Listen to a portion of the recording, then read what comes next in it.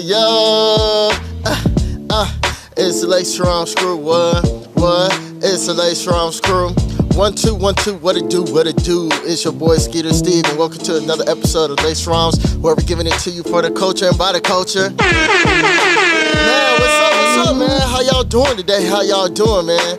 It's another day, you know what I'm saying? Another Monday. You know, we're feeling good, feeling great. You know what I'm saying, though? But it is hot. Boy, when I say summer is here, summer is here. Honestly, I still feel like, man, we didn't even have a spring. That's how crazy it is. Oh, my God. But in the meantime, we here, man. We're going to keep on pulling this content out, though. But, yeah, before we get into this show, just want to say we have a Patreon. LacedRhymes have a Patreon, and go ahead and go subscribe to our Patreon. You know what I'm saying? The first 4 months is free. I repeat, the first 4 months is free, but after that, it will be $5, man. You're going to get all types of content on there, man. $5 a month. If you can spend that on Starbucks and Dutch Bros, bro, support your boy. It's not hard. $5 is not hard to support. You did? All right, man. Whew. A lot has happened. You know what I'm saying? We always good, you know, getting into, like, you know, things that is, like, you know, culturally moved, you know, by the culture. You know what I'm saying? Last week we talked about, you know, how Kendrick Lamar is doing a pop-up show in California. And yeah, man, them tickets sold out like crazy.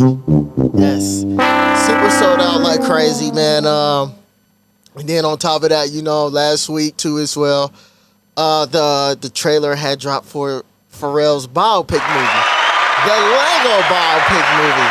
And I ain't gonna front, man, like, I think, like, when that movie comes out, that is gonna be something amazing and something dope, though, and that's gonna bring all generations together. Like, that movie is, like, and I'm just gonna be honest, that type of caliber movie right there is gonna bring out the kids, the teenagers, the college kids, the grown adults in their mid-20s, mid-30s, 40s, even the grandmas and grandpas are gonna come out for that movie. Because, I mean, it is very marketable, man. Like, Pharrell, that was a smart move on you doing that and making a movie like that.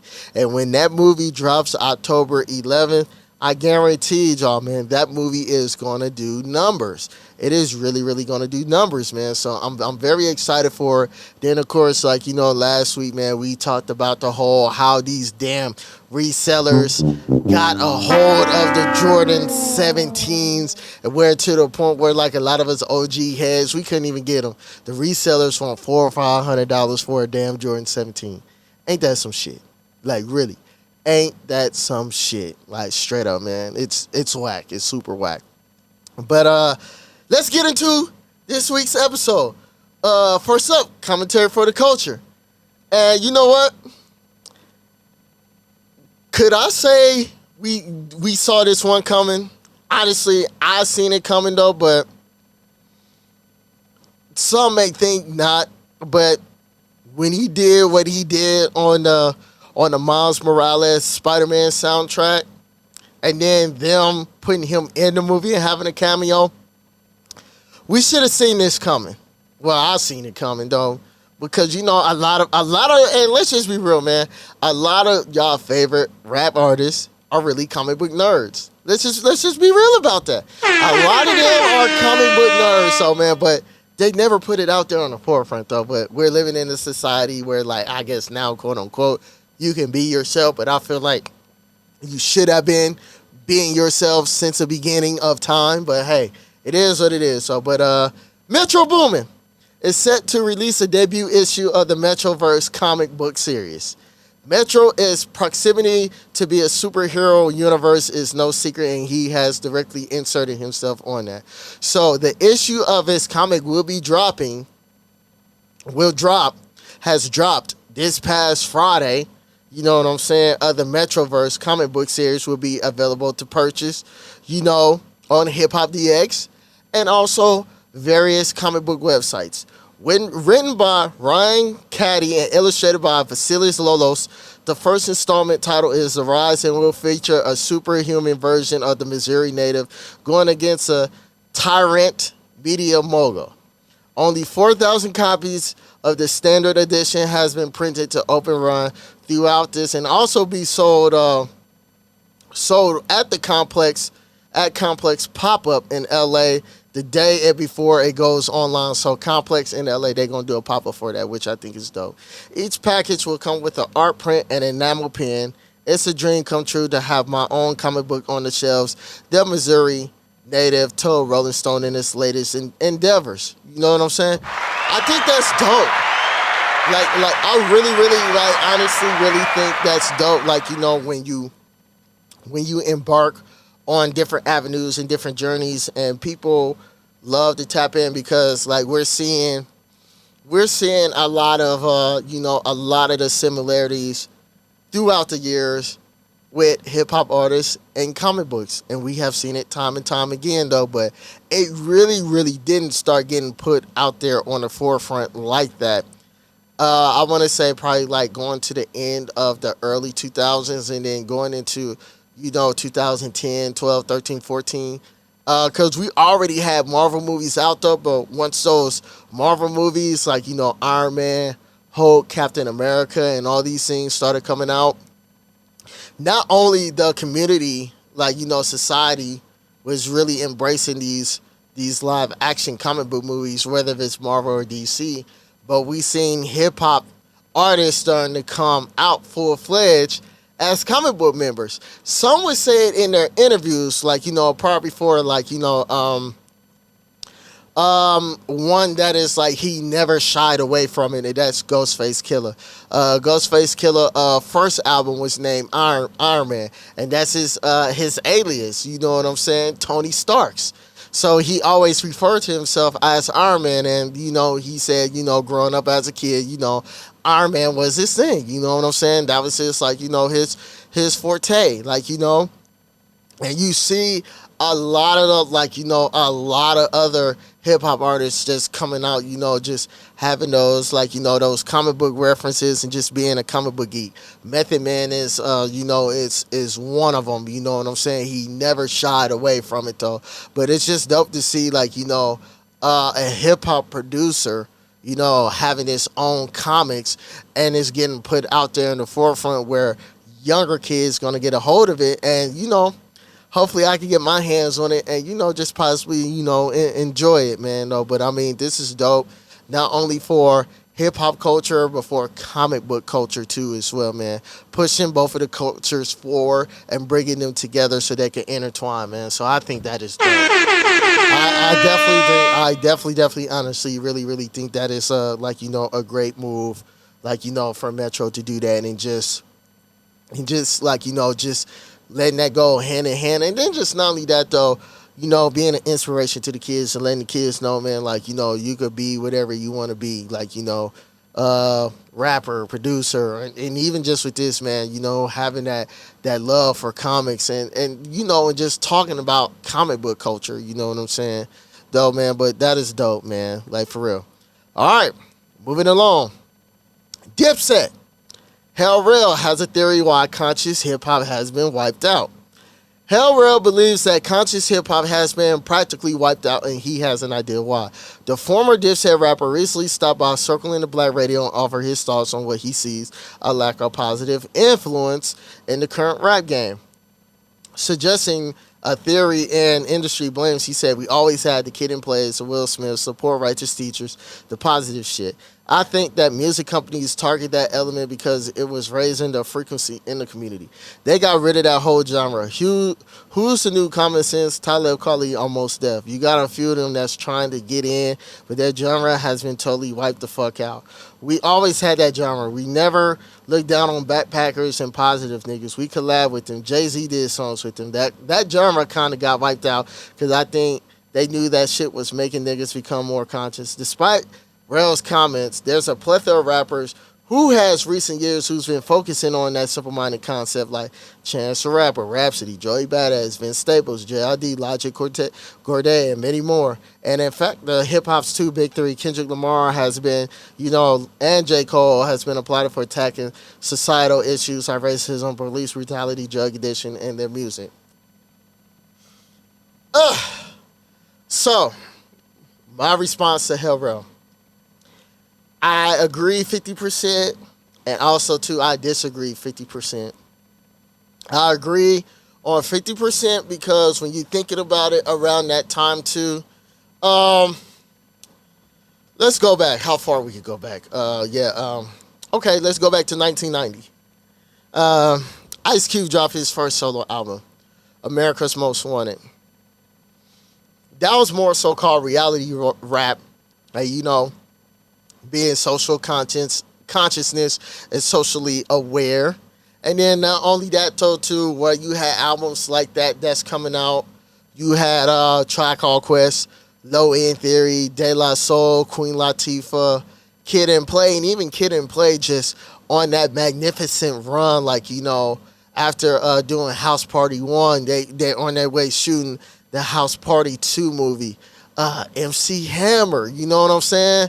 So, K Solo, Brand Nubian, Nice and Smooth. So it was definitely a balance.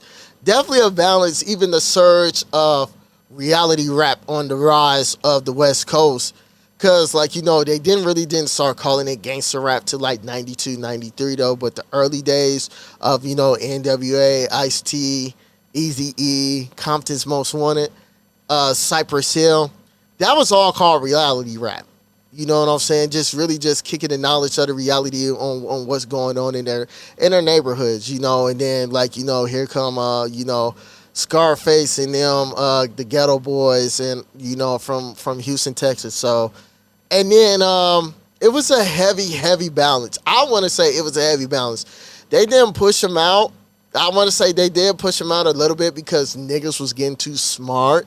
But also, too, on the flip side, when you look at it, now when we fast forward to 2024, a lot of you chain-wearing mumble rappers, y'all don't want to collab with those type of rappers because y'all feel like y'all might get cooked on the record. Like one collab that I'm definitely want to see from the females, and this is no hate and no disrespect, and if she's seeing this, yes, I would definitely, tag her. I know it's been 6 years since she dropped an album, but I would love to see Cardi do a track with Rhapsody. You're giving the best of both worlds. But sometimes, like, when you have certain artists like that, and this is just my opinion, some artists feel like they just scared, though, because they don't want to go on the booth with a person that can actually rap, and they might just cook their 16. But that's what hip-hop is all about. Hip-hop has always been very, very competitive on that line where, like, okay, we do a feature. You go in and do your 16, and I listen to your 16. Hell no, man. My 16 either got to be up on par with yours or I got to cook you.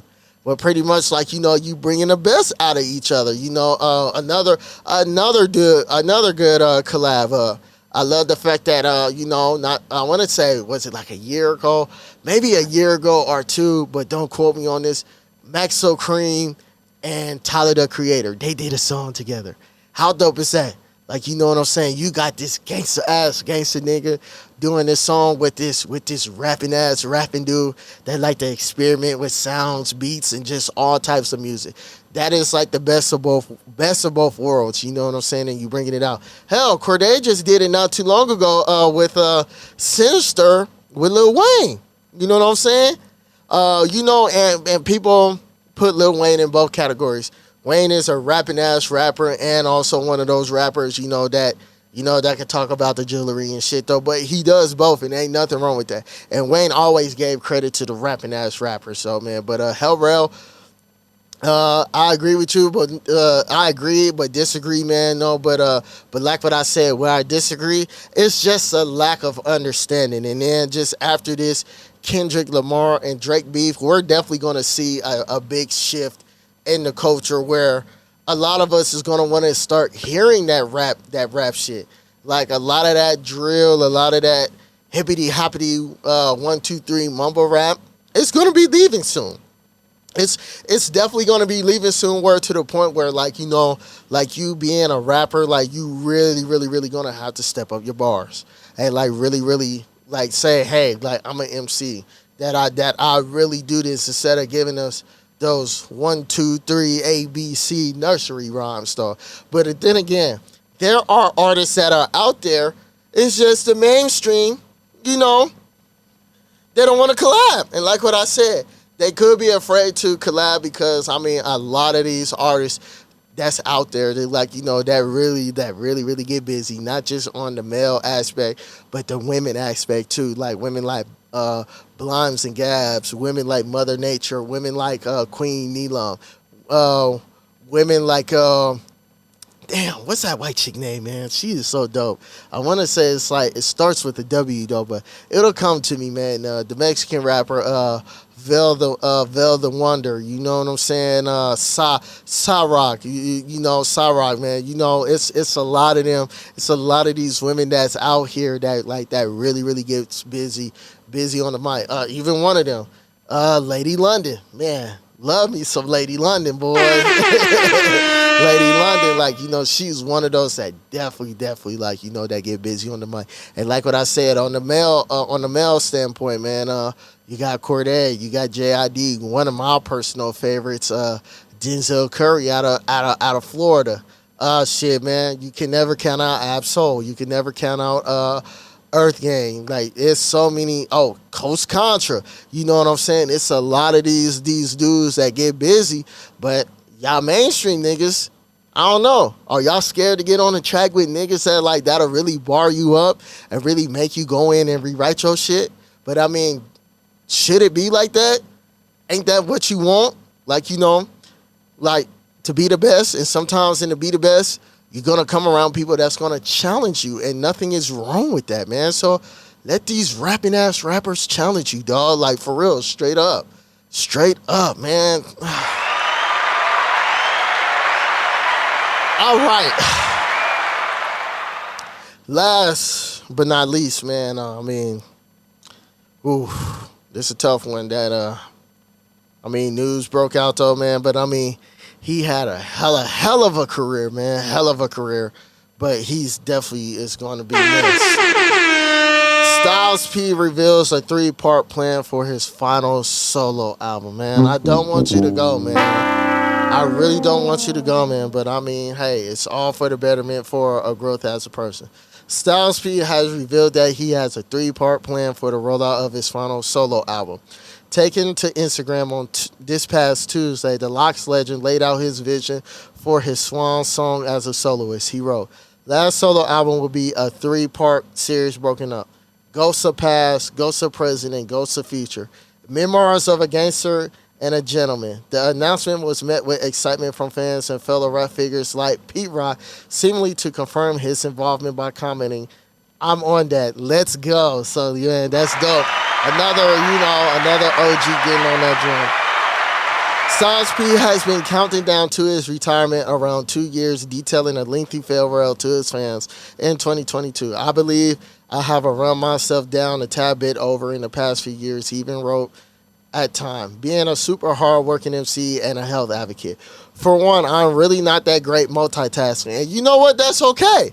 Sometimes us as people, we shit on other people for not being a good multitasker. And you know what, man? We got to stop doing that to people. Man, if you cannot multitask and, need to get to one project, one task, one at a time, that is okay.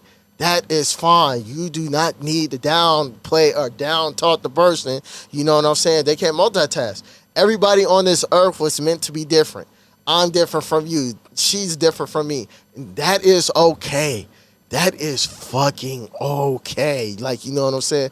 You don't need to to be, all this on this hardcore, want to get on a person just because they're not like you. Like, it's fine.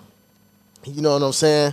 So, and it's actually my drive that keeps me going and the slack that falls back on my family, business partners, and coworkers. I thought about it harder and come to a conclusion that I need to walk away from my solo career, period. And what he said, I think y'all gave us enough. And you know what? I'm not mad at it. Look at the career, man. First here in the Locks, money, power, respect, being signed to Bad Boy. You know what I'm saying? Complications that they had, that didn't work out. They end up joining, Rough Riders.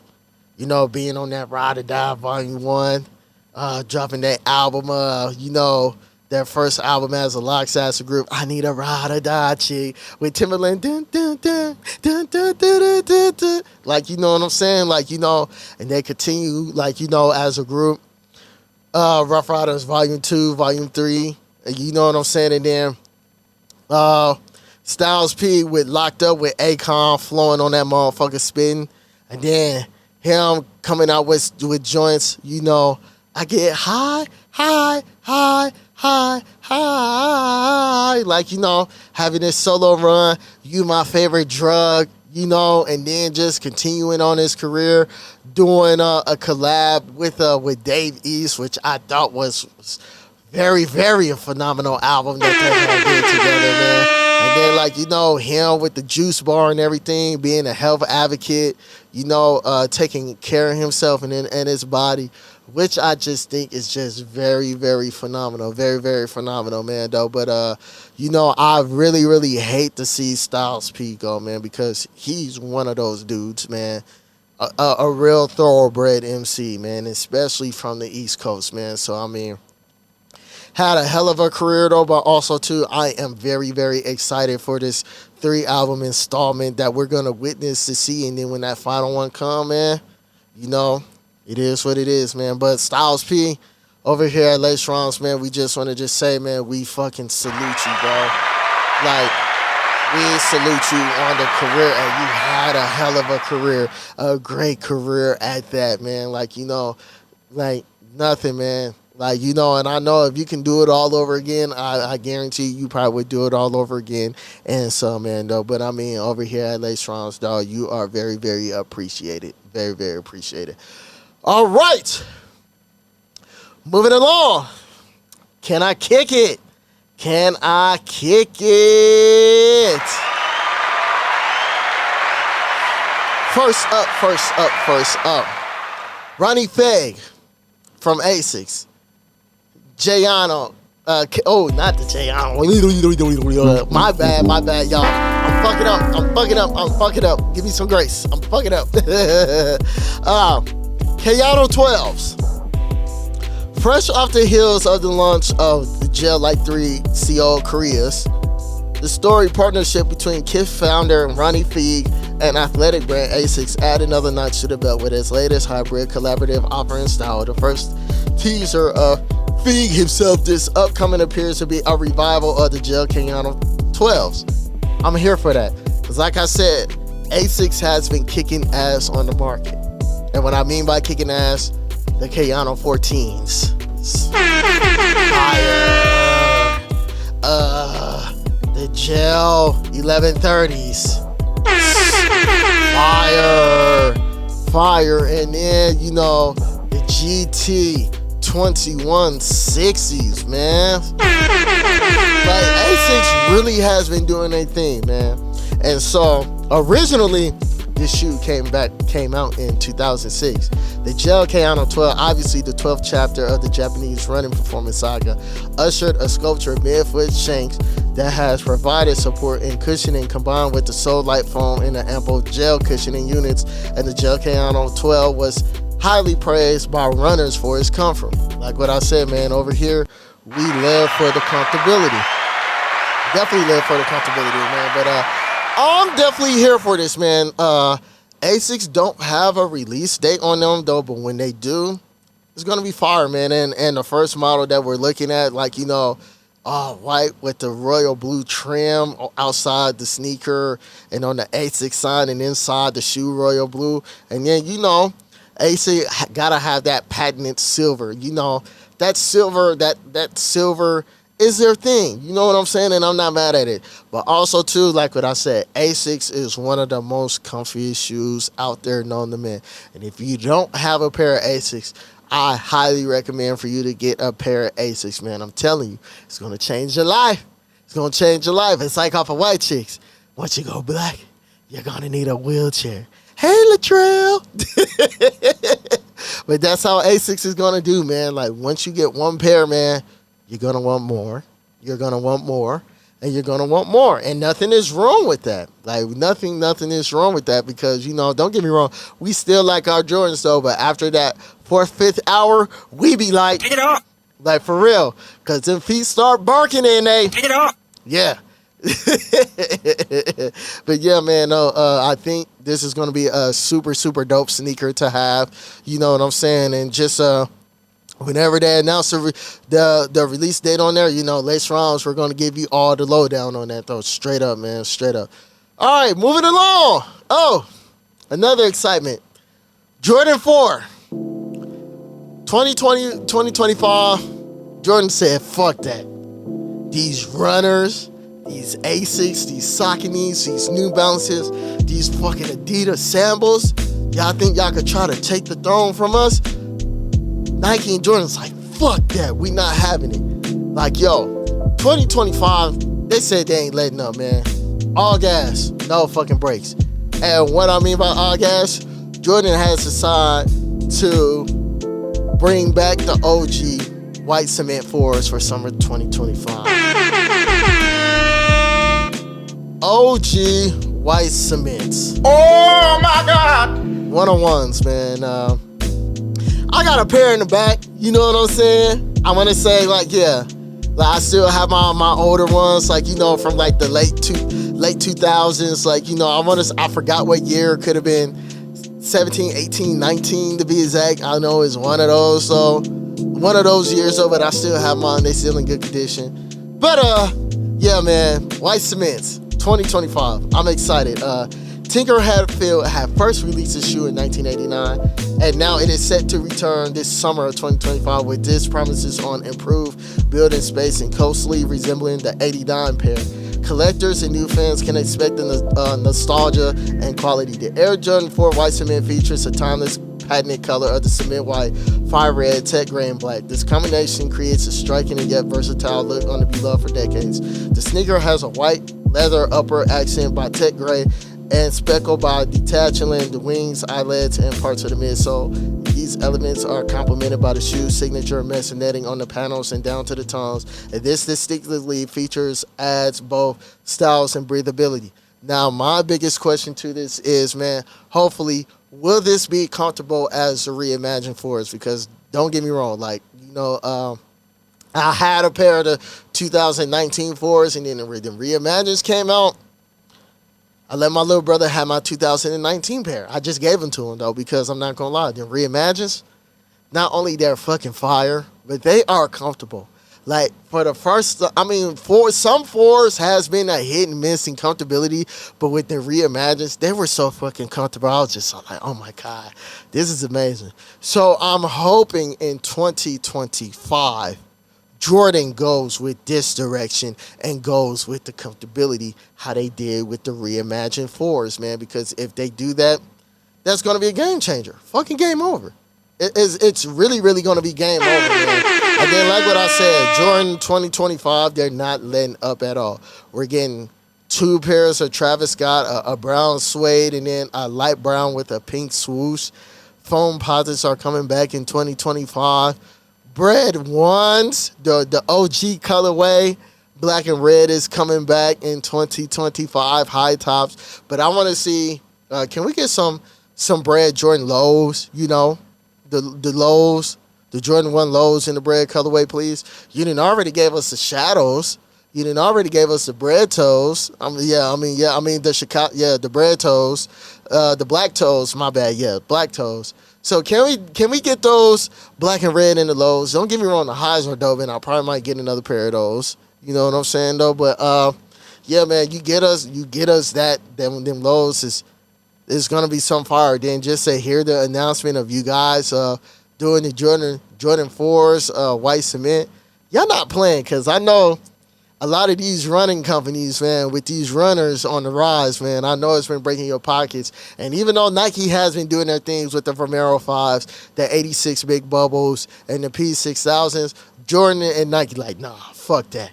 We got to shut y'all down in 2025 in a major way. But I am not mad at it. I'm definitely not mad at it, man. Definitely not mad at it, man, though. But all right, man, this concludes the end of our show of LacedRhymes, man. We definitely appreciate it, man. Like I said, man, we're gonna get back on our album shit too, man. So please believe, man. Like, we're gonna bring that segment back because it's been a minute since we has been reviewing albums, and I'm not gonna lie, I need to catch up because not for none these past couple of weeks. And let's just be honest, the whole month of May, we were so caught up in the Kendrick and Drake beef that we totally forgot that there were albums that were dropping left and right. Let's just be real about it. But now we are in the summer, and we're gonna get back to that. Like, you know what I'm saying? So I mean. Y'all, like the albums that I had recently was able to check out, man, was dope. Dog Pound new album, fire. Dave East with the Mike and Keys collab, fire. Big Hit Boy Alchemist, fire. The Rhapsody album, fire. You know what I'm saying? So there are albums like I'm highly want you guys to recommend, and all these albums that I just posted, like. Y'all, please check them out. Y'all would not be disappointed. I'm telling y'all would not be disappointed. These albums are really dope and just pretty like top tier, for its time. And it's gonna be albums that I'm gonna need to move and add on, to the list of 2024 because we've been getting a little bit of heat. You know what I'm saying? I can't front though. Still a fan of. Schoolboy Q, Blue Size, Larry June project that he had dropped earlier. You know what I'm saying? Metro Boomin, They Don't Trust You, but the first half of the CD, not the second half. J. Cole might delete this later. You know what I'm saying? So we're gonna see, man. Now it's summer. We're gonna see who gonna step up, like really, really for real though, man. But thank y'all for supporting. Support the LacedRhymes YouTube channel. Comment, subscribe, tell a friend that tells a friend that tells another friend. But also too, go ahead and subscribe to our Twitter, our TikTok, our Facebook, our IG, Podbean, iHeartRadio, Apple Podcasts, SoundCloud Podcasts, you know what I'm saying? Spotify Podcasts, you name it, we are on it. You name it, we are on it, man. So, man, continue to support. But until then, this is your boy Skeetersteve, LacedRhymes for the culture, by the culture. We out.